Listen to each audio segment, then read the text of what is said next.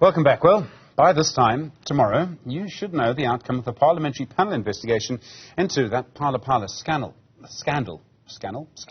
and whether the panel of 2 judges and 1 advocate has found that there is evidence that could lead to the impeachment of President Cyril Rmaphosa. It's all based, I'm sure you remember, on the US dollars that the president has confirmed were stolen from his farm. The big issue, of course, is whether the panel will find that there is evidence of serious misconduct against him that could lead to his impeachment. Dr Fikile Vilakazi is a lecturer in public policy and political science at the University of KwaZulu-Natal. Dr Vilakazi, good afternoon to you, and I really appreciate the time. We're just, 2.5 weeks away from the ANC's national conference. We have this scandal which has hung around the president's neck for the last few months. How high are the stakes here for tomorrow's finding? Good afternoon, Stephen, and to viewers at home. Really, our hearts are hanging here in a sense that it's quite a pulsating experience, you know. You don't know what you expect for the country. The number 1 citizen may really be in underwater. So there are huge implications, Stephen, at a policy level that will happen if the panel finds out that the president has got some case to answer to. One of those implications is constitutional, right? If you look at Section 96 of the Constitution, which speaks to this issue, that a member of cabinet may not undertake any other paid work, including the president, by the way, will have to kick in. So it means then Section 96 kicks in and becomes validated. So that's the one implication. The second implication, of course, Section 89 also kicks in. It means then that Parliament has got to begin a process of impeachment. Whether that impeachment will succeed or not is something that we would need to still watch and see. And it depends highly on the majority in Parliament, because you will know that in terms of requirements, Parliament has got to reach a 2/3 of its majority, and it is the African National Congress. But I think, things have changed within the political party itself. There's no longer an ANC that toes the line. There's a number of issues that are possible here. If the ANC vote is divided within Parliament during the impeachment process, it means that it is likely to perhaps succeed with the opposition parties coming together and forming some kind of a coalition at parliamentary level, which we've seen them starting to do. It could be that they are successful in galvanizing those disillusioned voters within the African National Congress to support them on the motion for impeachment. And you would remember, Stephen and viewers at home, at some point, when this issue was beginning itself, the commander-in-chief of the Economic Freedom Fighters mentioned this, that the EFF with other opposition parties are really busy doing that kind of work to galvanize those disillusioned members of the ANC who are saying we are tired of what we are seeing within the party. And we'll be starting to see some of those voices coming into the public domain. I mean, you would hear the 3 former presidents speaking against the president incumbent, President Rmaphosa, and displaying that level of disillusionment. But also you're seeing in the campaign towards December, Minister Lindiwe Sisulu coming out as well, very, very strongly against some of the dislikes that she has around the leadership and administration of the current president. So there is that division that is happening within the ANC, which may no longer suggest that Parliament will not make the 2/3 majority. So that's the second implication. Internally within the African National Congress, Stephen, I would like to point out that they also have a constitution that then becomes invoked should the panel finds out that the president has got something to answer. Rule 16.7 of that constitution demands, of course, that if there is in some kind of incapacity of their president who is sitting, the deputy would need to come in here and act. But we know Dr Mabuza, there's a lot of questions around him, right? He's been absent. He's really not been there. And if it happens that Dr Mabuza is not able to kick in as a president, it means then the Secretary General, in terms of Rule 16.7 of the African National Congress Constitution, becomes the president of the party, which means then Paul Mashatile rises, right? And we know that there's a lot of cloud of support that is emerging towards Paul Mashatile being the deputy president. And if Phala Plala panel outcomes really suggest different around President Cyril Rmaphosa, it could be that it's opening up political space for Paul Mashatile within the African National Congress itself. We do not know how that's going to play out, but those are some of the implications that I can point out just at a policy level. So, Dr. Vilakazi, let me put it as plainly as I can. If the panel finds that there is evidence against the president that could lead to his impeachment, would you expect him to resign? I suspect that he may not resign. He did say, he promised the country that he will resign, but I doubt it. I doubt it, Stephen, and I'll tell you why. I was thinking about it as we're coming here. It's a very simple mathematics to make. When Udokotela Uzwelimkhize was found allegedly to be involved with digital vibes, right, as a minister, he actually resigned immediately, right, and he was not charged. But when the president scandal came in around Phala Plala, people were saying, do the same thing that Dr. Zwelithini has done, right? Resign or step aside until such time that this issue is cleared. But he has not done it. And I doubt if he would easily then do it as much as he has promised it. Because if he has, he would have done it already. That's my sense. And those are the conversations I want to believe. When Digital Vibe happened under the name of Dr. Zwelithini, they had together, together Dr. Zwelithini, and of course they arrived at a place that says he must step aside, he must resign until such time that he is proven innocent. And the president did not do that clearly, Stephen, and I don't think it's going to be an easy task to do this time around. He may want to probably challenge the process, whether legally or otherwise. We've been talking as if the panel will find that there is evidence against him, pretty much. It's also entirely possible that they don't. In fact, legal people, what I've read legally, I'm not a lawyer, suggest that, in fact, there'll be very little evidence for this panel to work with. And that's really going to be the panel's problem.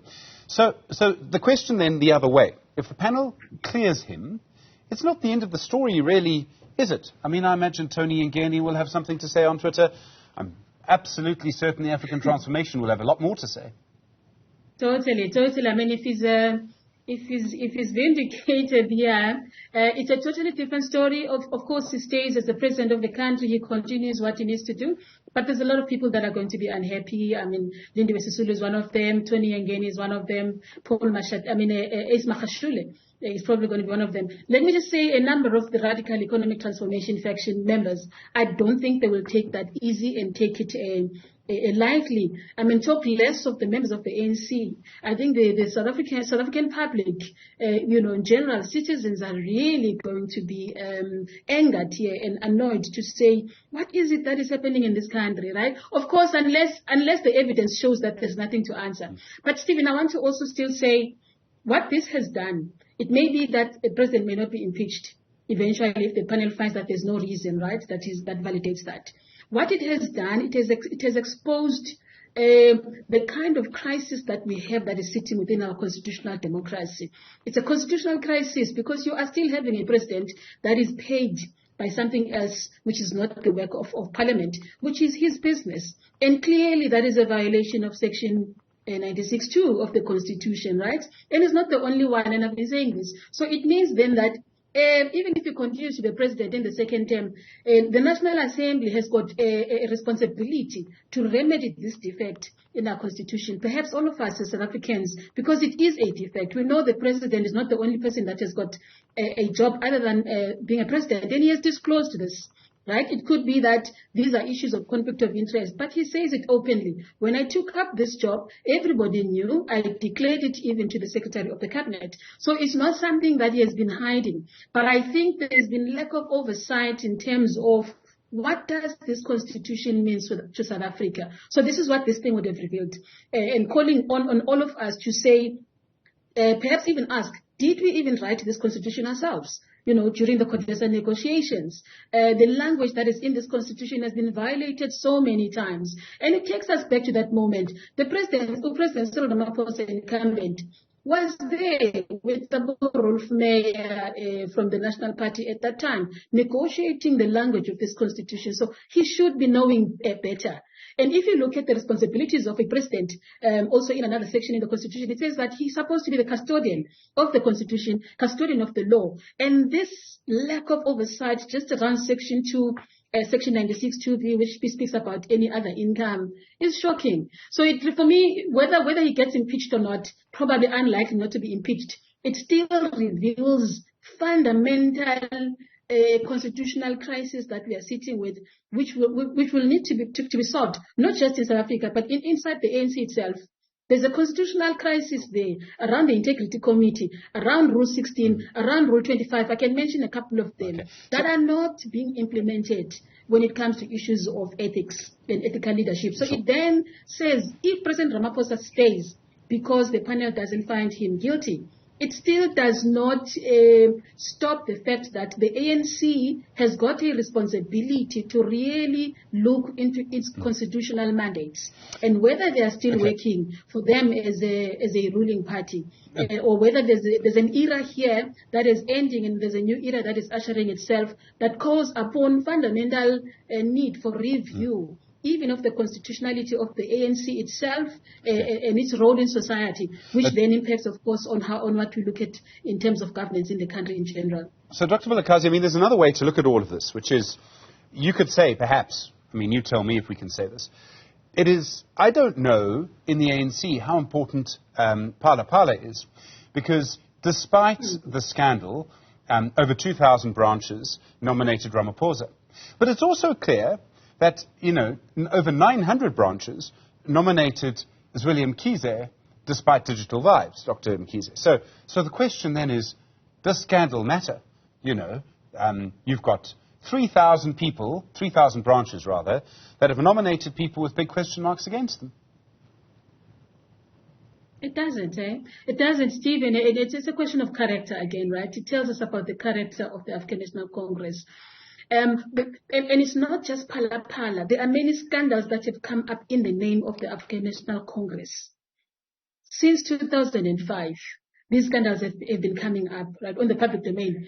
Very, very few of them have been dealt with.